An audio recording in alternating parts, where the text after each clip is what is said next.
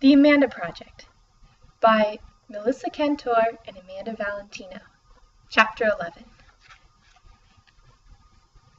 Lately, whenever I come up the driveway to our house, I played a little game with myself. It's called Name the Point When a Stranger Would Realize that Something is very, very wrong with this place. For a while after my mom left, but before my dad lost his job, you could get all the way to the refrigerator before noticing a problem. And then you would actually have had to open the door and see there was nothing inside but some condiments, at which point you might wonder exactly what the inhabitants of 90 Crabapple Road were eating. More recently, though, you couldn't make it up the driveway without knowing something was up. Back in December, my dad had stopped paying the guy who used to mow our lawn, and now it came almost up to my knees in some places. The light over the front door had burned out months ago, but no one had bothered to replace it, and there was a whole mess of leaves and twigs and dirt that had blown up onto the front porch during the storms we'd had over the winter. Inside was where the real fun began, though. After my dad got fired, he came up with this whole plan to make furniture for a living. Now, this wasn't actually as crazy as it might sound. My dad makes beautiful furniture. We have this amazing dining room table that he built my mom for their anniversary last summer. It's created entirely of wood. Even the pegs that hold the legs on are wood. There aren't any metal nails or anything.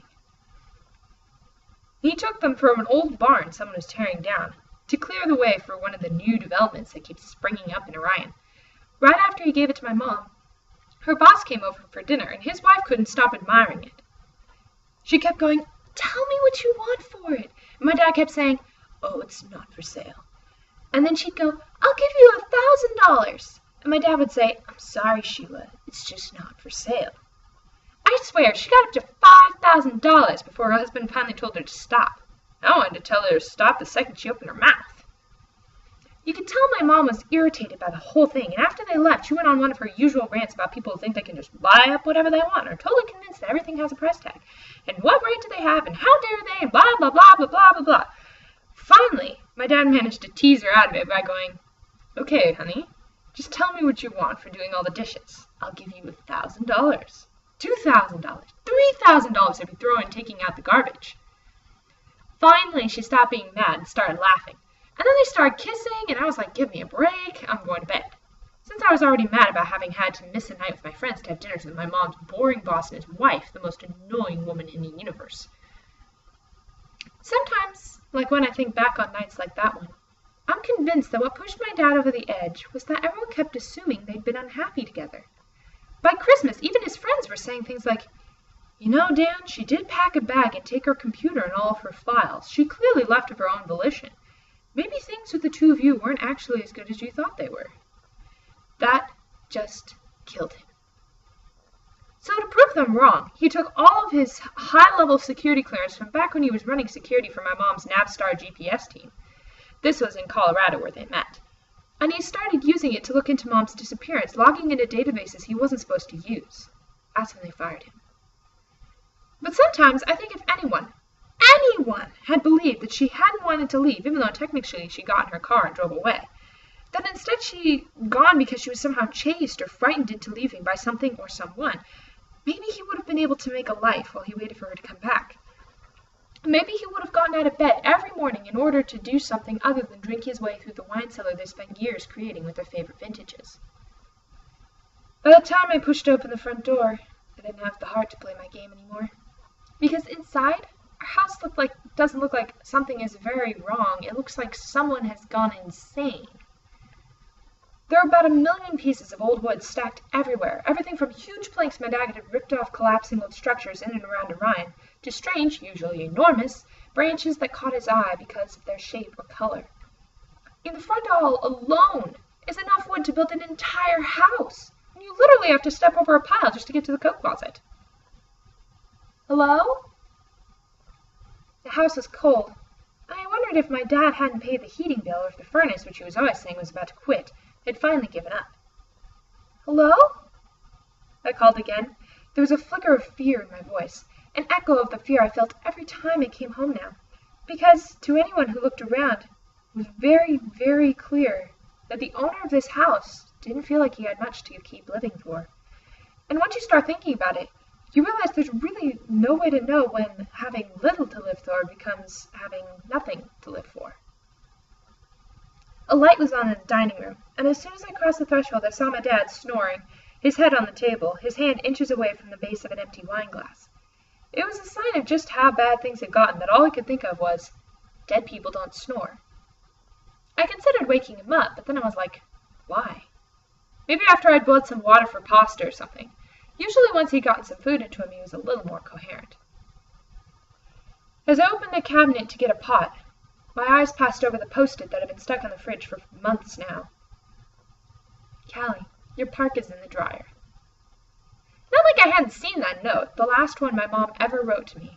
A million times before, but after the day I'd had, seeing her handwriting and her lab's familiar logo, the spinning red galaxy, was more than I could handle. I closed the cabinet without taking anything out and headed for the kitchen. My dad could make his own dinner. I just lost my appetite. I flicked the switch at the bottom of the stairs, but the upstairs hall remained dark. I made a mental note to pick up some light bulbs at the store this weekend. At least we could still afford light bulbs. My room is a corner room at the end of the hall, and I've always loved it. From the back window you can see Crabapple Hill, where my mom and I used to go and look at the stars with this super high-resolution telescope she has. Though, technically, I suppose I have it now. Not that I ever use it anymore. The switch just inside the door of my room clicked, but nothing happened. Oh, come on, I groaned out loud. I flicked it again and again. Nothing. Had the electricity been turned off? But then I remembered the light in the dining room. So clearly there was some electricity in the house. I made my way over to the bed and put the small lamp on my night table. I pulled the chain in the old-fashioned lamp, and the room was awash in soft, rosy light. That's what my room is like. Soft. But not in a cheesy, girlish way. The walls are covered in wallpaper with tiny little yellow roses, and there's a fluffy big white down comforter on the bed. And the furniture is all old wood that's so smooth to the touch it feels like satin. I used to lie in my bed at night and think about all the families that had lived here over the 200 years the house has stood. The happy families, the unhappy families, the weird families, the normal families. Lately, I mostly try getting into bed and going right to sleep, not thinking about anything if I can help it. I lay down, pulling a pillow over my face. My back was sore from all the hunching over I had done as I made my way around Thornhill's car, and I reached my arms up over my head to try and stretch it out. As I did, my hand brushed against the edge of what felt like a piece of paper. Still lying down, I folded my hand around the paper, remembering how I'd fallen asleep 2 nights ago studying for a bio test. I could tell now that what I was holding wasn't a piece of paper, it was a card. I figured one of my flashcards must have gotten left behind when I made my bed.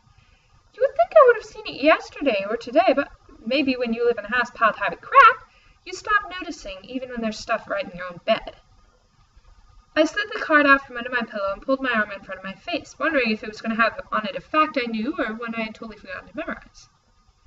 And then I was looking at the card, and I wasn't wondering about biology at all, because the index card I was holding wasn't an index card. It was a purple envelope, the exact same shade as the one I'd seen in Thornhill's car. And in the top left-hand corner, where you'd normally find a return address, there was an imprint of a coyote. Hands shaking, I tore open the envelope. Inside was $2,500 in crisp $50